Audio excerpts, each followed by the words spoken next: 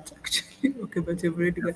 Okay, hi everyone. My name is Stella Wetera.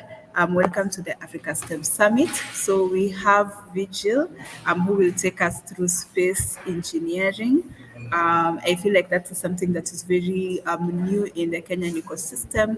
So let us hear how we can go about it and approach um, that in particular. So, yes, so Vigil, welcome. Let us know if you need our help. We are here. We are following in the chat section. Thank you. Okay.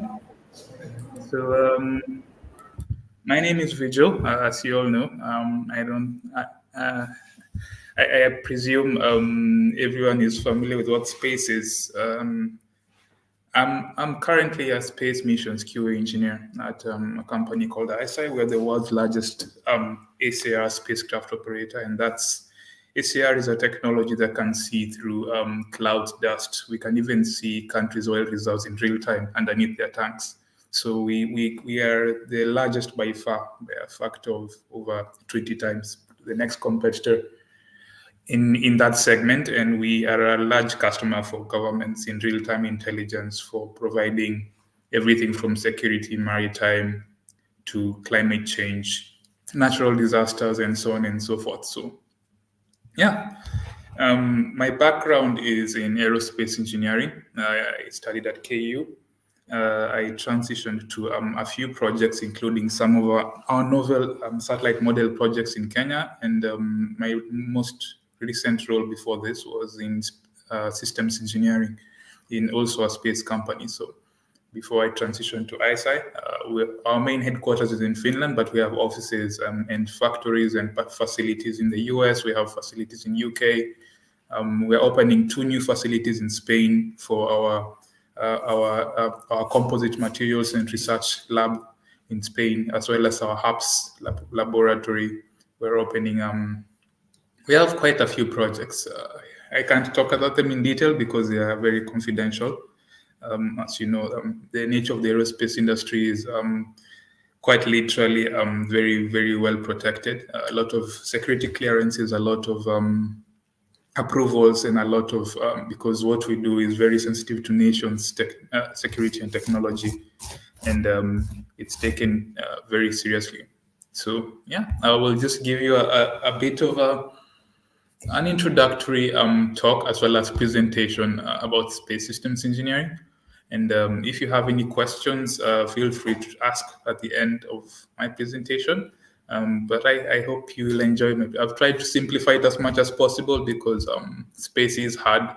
So when people say it's not rocket science, it quite literally is. So I've tried to simplify it to first principles as much as possible before, yeah. So I hope you'll enjoy what I am about to present. Give me a second. There we go. I hope everyone can see my screen.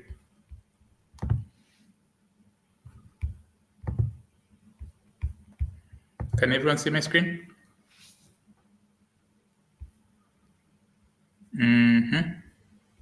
Okay, let me just present then. So yeah, space systems engineering.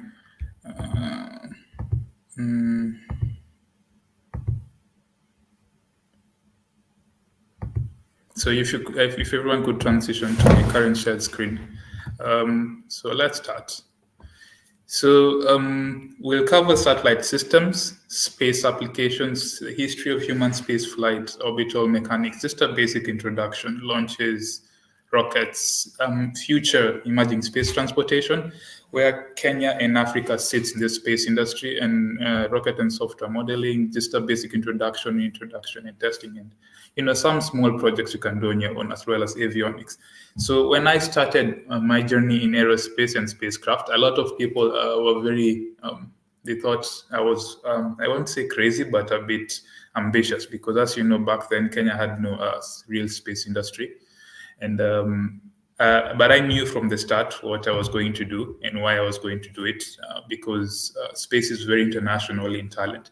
Although some countries have restrictions, like I would like to advise many people when they are maybe focusing on getting to the space industry, they should mostly focus on Africa and or Europe, because US, for example, limits its aerospace industry to citizens only because, as you know, they're in competition with other countries. There's a lot of geopolitical competition with other states. So there's something called ITA, which restricts citizenship. And for me, I'm ITA cleared to deal with US companies. So it doesn't mean that it's something that the citizenship prerequisites, but because of the value of the company I work in. But usually, if you want to penetrate into the space market, it's very restrictive. Even working with the US components, there's a lot of what you call security checks and clearances. So, yeah, be mindful of what you post online. Be mindful of what you talk about in public, and and what you do, because I guarantee you they will check. So, yeah, just a brief introduction into satellite classification. So usually you have really large satellites, which are more than 1 ton, and then medium-sized satellites, which are 500 kilograms to 1,000 kilograms, and small satellites, which are sub 500 kilograms. And these can be mini satellites, micro, nano, all the way to pico. Yes, pico satellites that are really small. They're like discs. And my first satellite project was a nano satellite, and we've been able to qualify some of our boards on Indian rockets before. That was for the Kenyan one. Model and a few model rocketry projects and so on. So we have CubeSats. CubeSats are typically what universities or small companies start with. So 1U is 10 centimeters by 10. As you know, it's not that big, but as technology has advanced, satellites and spacecraft have become smaller. Before, it's like with smartphones or with TVs or other technology. Before, you'd need a satellite the size of a bus to establish communication. But if you look at what technology is now, small satellites the size of fridges can provide much more coverage than those very large ones that used to be in the past. If you look at SpaceX satellites, they're no bigger than your average table. So, and they're able to provide really, really fast internet coverage with very low latencies. So the first spacecraft was launched, was the Russian Sputnik 1, and its major contractors were OKB-1, and a lot of you have heard of the Apollo missions, but many people don't know that the first spacecraft was actually by the then Soviet Union, and also the first astronaut and the first female astronaut. But later on, the United States was able to overtake the Soviet Union in space technology. And right now, if you look at many of the leading players, they still maintain an edge, both of them, in the space industry. So you'll find yourself working with people from really different nationalities, diverse views, but we have common goals of making humanity a multi-planetary civilization. So satellite subsystems. So typically you have different subsystems that conduct different things in a spacecraft. So you have the onboard computer, which basically is the brain of the satellite. You have the electrical power subsystem, which distributes power and controls power to all subsystems. And payload is what the spacecraft is designed to do. So you design your other subsystems around the payload. Some are optical, some are radar, like what we do. Some are weaponry. It's banned though in space. But science is like the James Webb Telescope, like to observe the universe and so on. Some are radio communications, like SpaceX Starlink satellites. Some are technology demonstration. Many of the new space companies, we call them new space because they're not part of the old, Airbus, Boeing era, where you had NASA and you had really large contractors. So we have a lot of smaller space companies, and currently that's where Kenya's industry is. I think there's one or two companies. I've worked with both of them at one point, at least, either in a training capacity or in a colleague capacity or contractors or so on. So then we have the attitude determination control system. This is where the rocket science is. This was my specialization. This basically controls the orientation and of the satellite in its respective orbits. An orbit is a path at which a satellite or a planet, or from basic physics, that's what it follows around a body.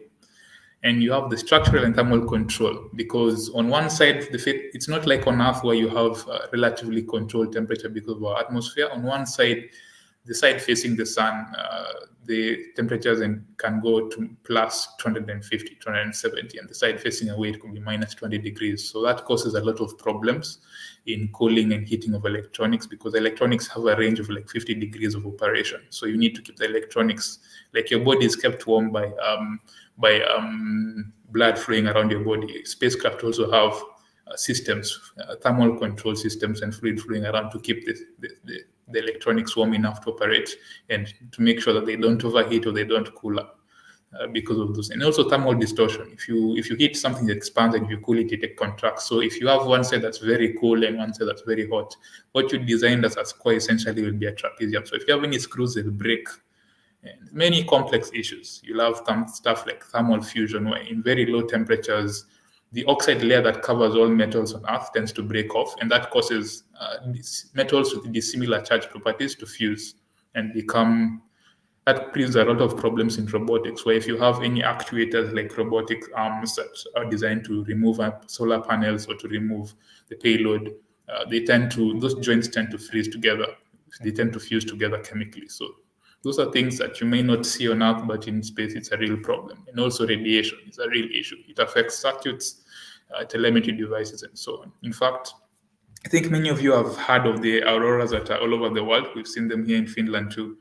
And those are really good for sightseeing, like if you're a tourist or if you're someone interested in space, but they're very bad for us engineers because we've been firefighting because they tend to knock out satellites, they tend to knock out power grids, servers, anything sensitive to electromagnetic interference.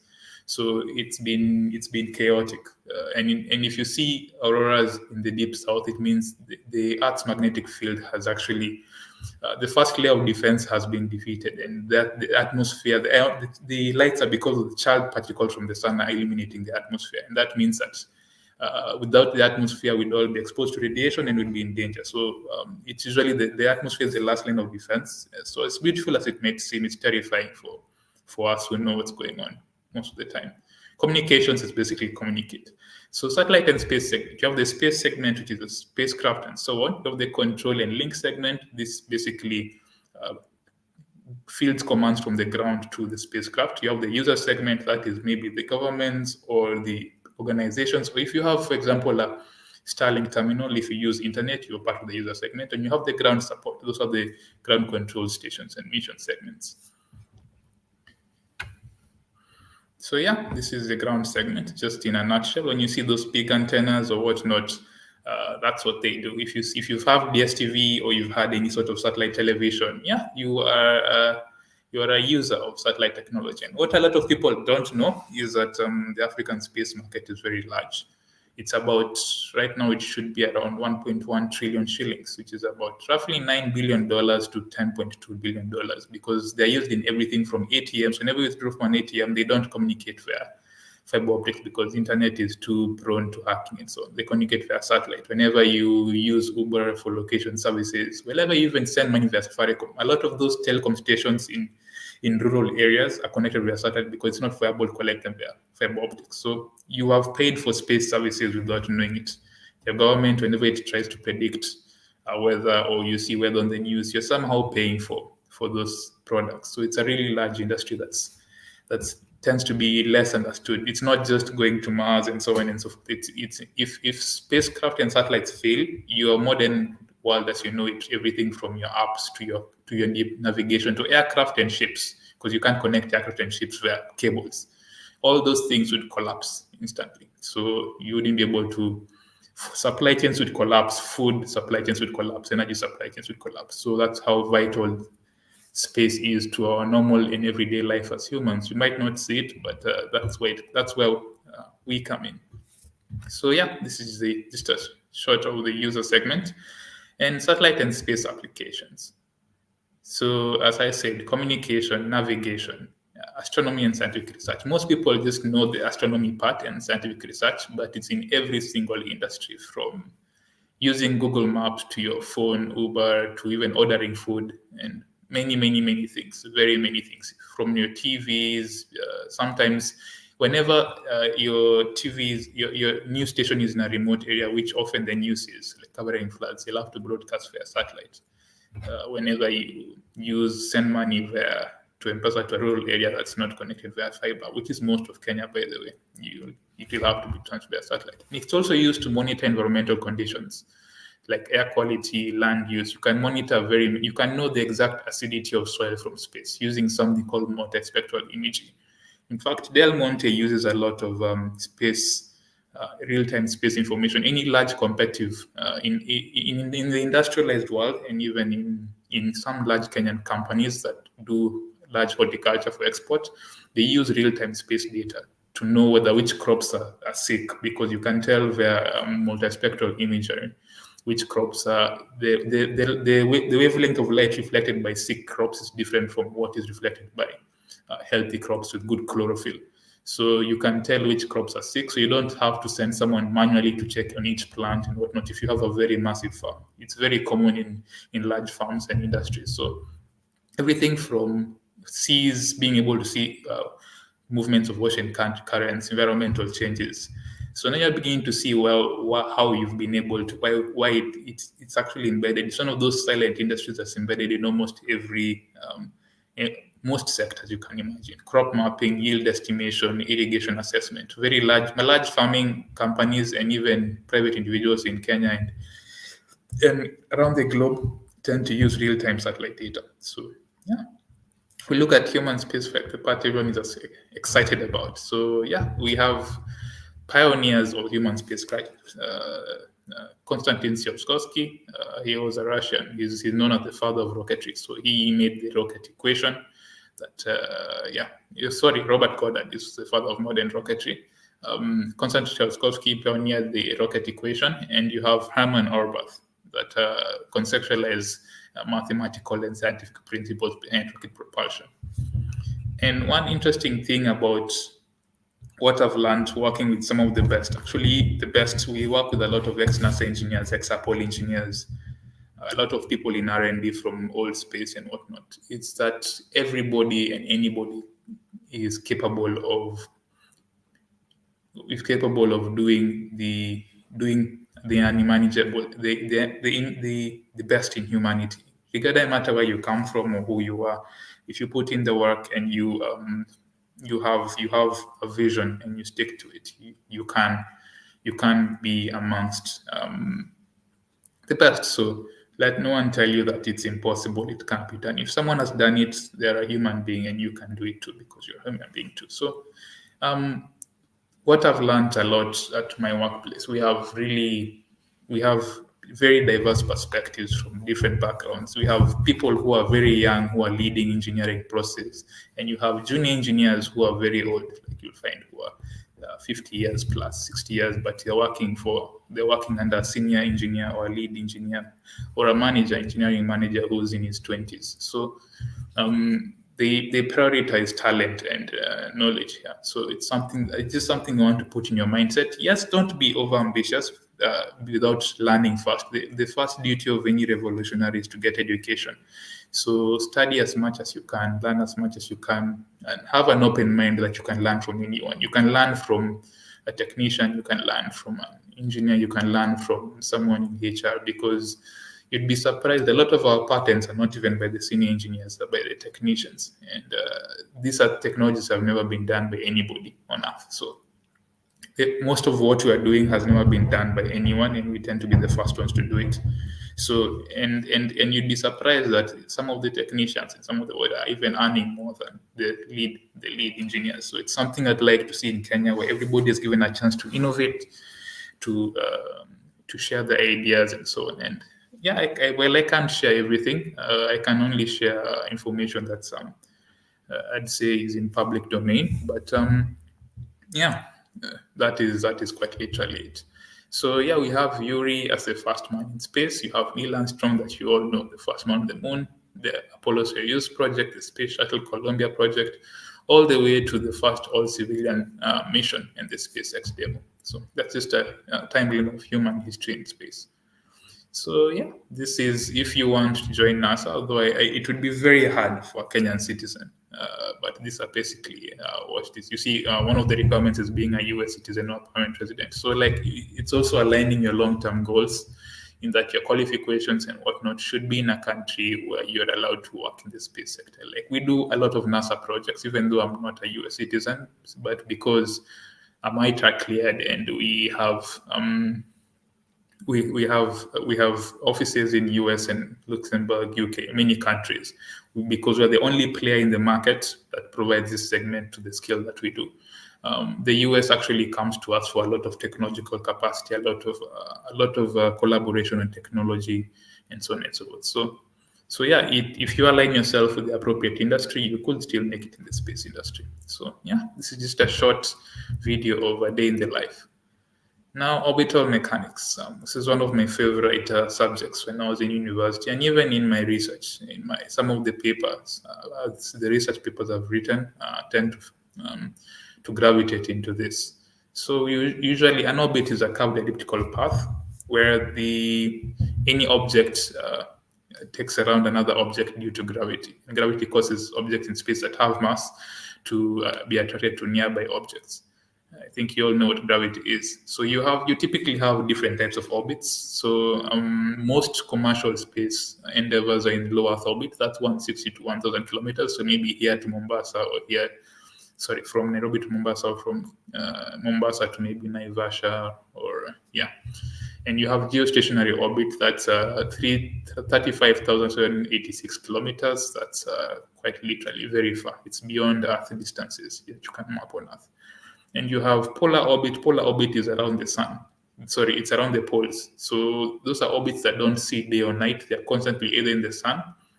Okay, it depends. Sometimes they do see night. But sun synchronous are synchronized to the sun, in that one side will always face the sun, because they orbit the poles and they align, they face the sun. But polar orbits not necessarily, but they go from maybe North Pole to South Pole, but in different rotation and inclinations. And one of my more interesting ones is something called Lagrange points. So Lagrange points are very interesting in that you can orbit practically nothing. So if you have a point between the sun, where if you pass that point from the Earth, you'll be attracted to the sun. And sorry, give me a second.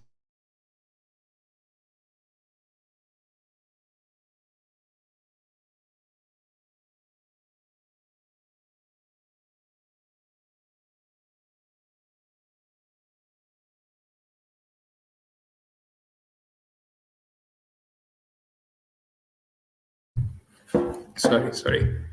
So as I was saying, you could have a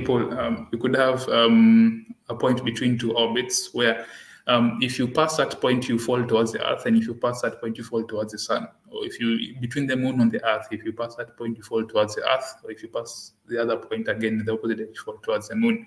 So those are called Lagrange points, and you can actually orbit them because they are considered arbitrary points at which, like an invisible planet, because the gravitational pull of the Earth and say the Sun, or the Earth and the Moon, or the Earth and the Sun and the Moon are cancelled out at those points.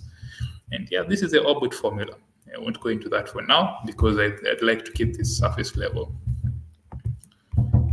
Next.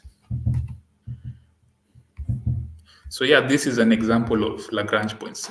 Most telescopes orbit Lagrange points because they don't want to be exposed to the intense sunlight, which will kill their instruments, because they are designed to be very sensitive and detect really stars from millions or billions of light years away in galaxies and so on. So they can only be exposed to the dark. So they'll have to orbit Lagrange point in Earth's shadow. So this is just an example. Most space telescopes, like the James Webb, like Hubble, and so on. So yeah, this is an example. This is some of the considerations of launches and launchers. So Kenya is very blessed in that for you to have, when you're looking at a good selection site for a launch site for a rocket to go to space, typically you look for an equatorial. You want to be as close to the equator as possible, because at the equator you have the largest what you call diameter of the Earth.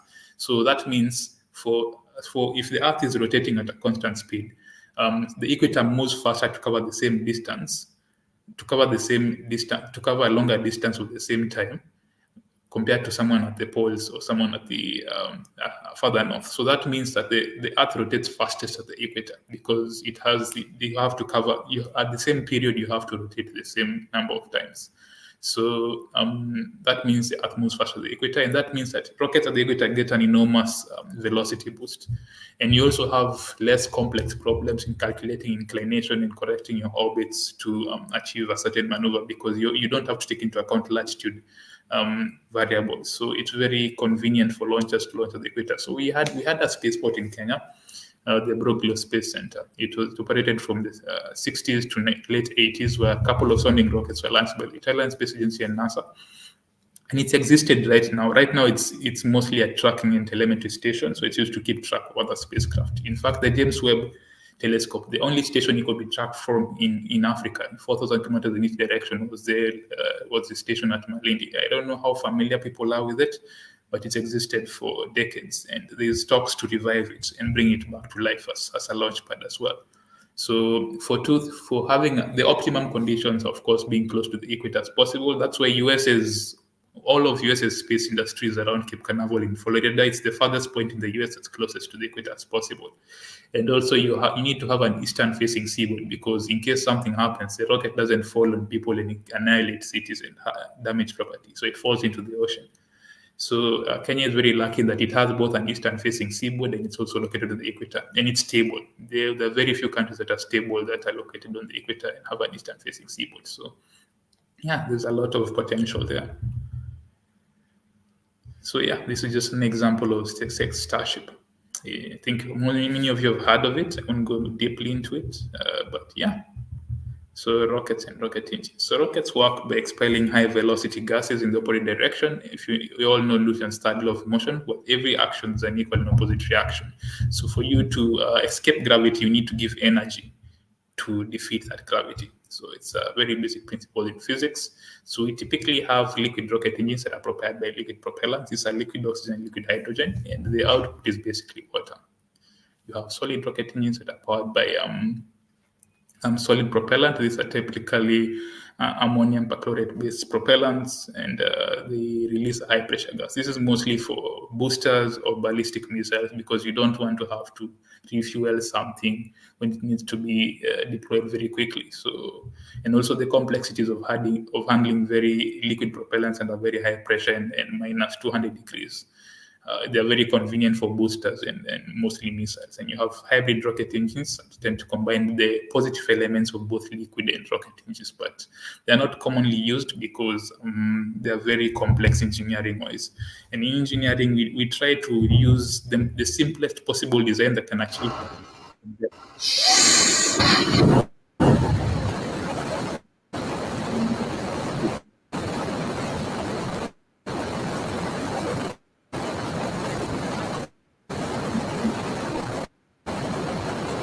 some equipment.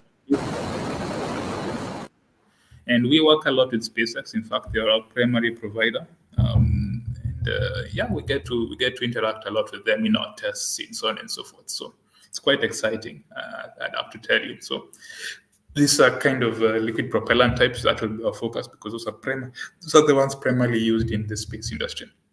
So you have monopropellants. Monopropellants are the ones that don't require an oxidizer. So you just have a fuel that decomposes and releases a lot of energy when it decomposes under the influence of a catalyst.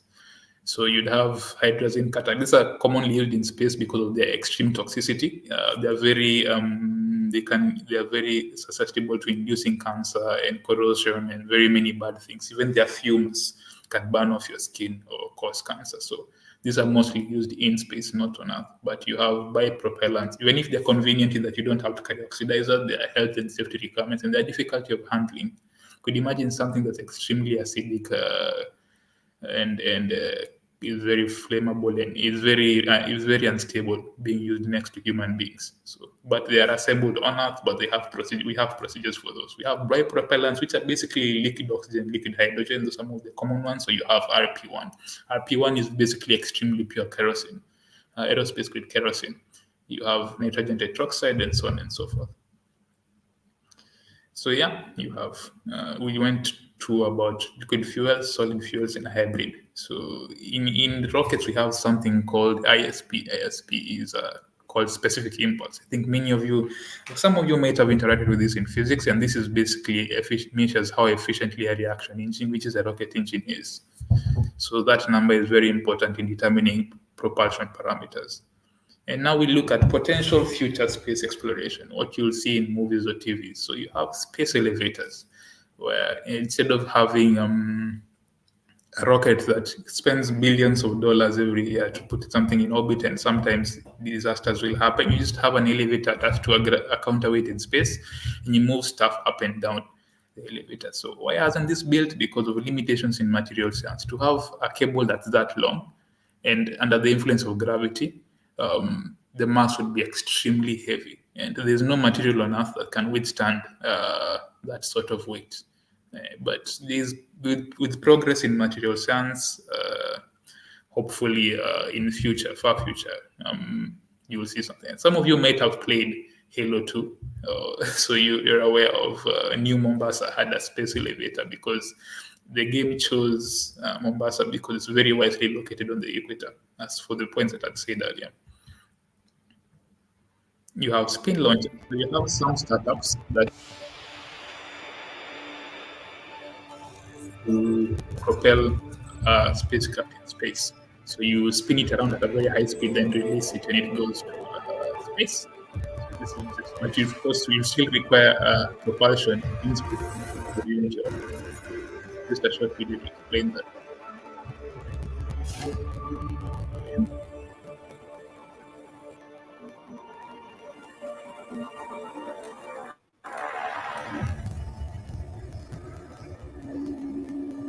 Oh, another thing is that when you're working,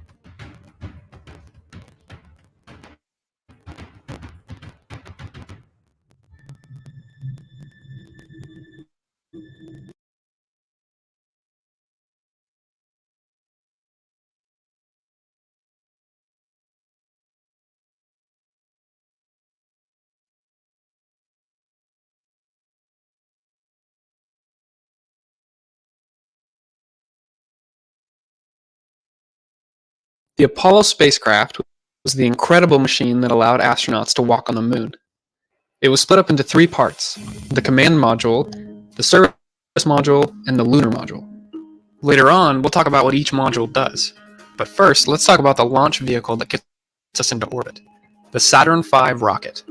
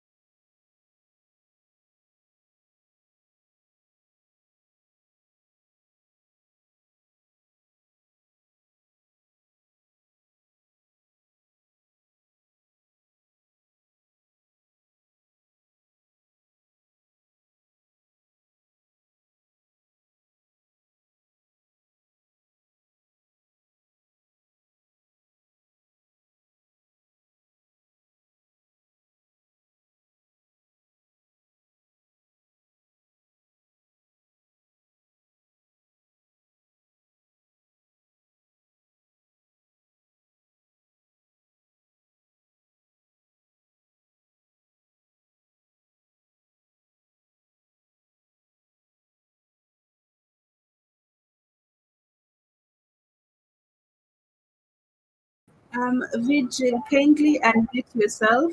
We can't hear you. Now we can.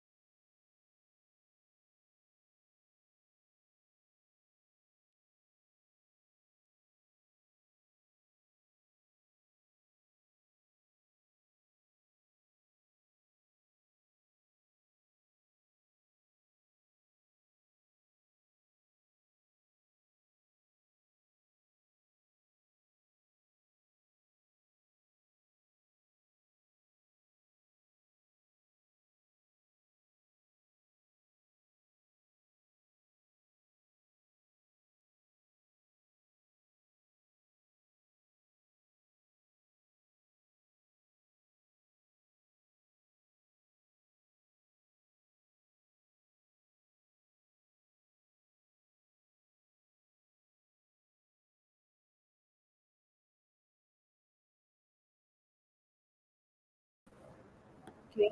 Thank you, Vigil. It seems like there is no more questions. So thank you for your time and for your session.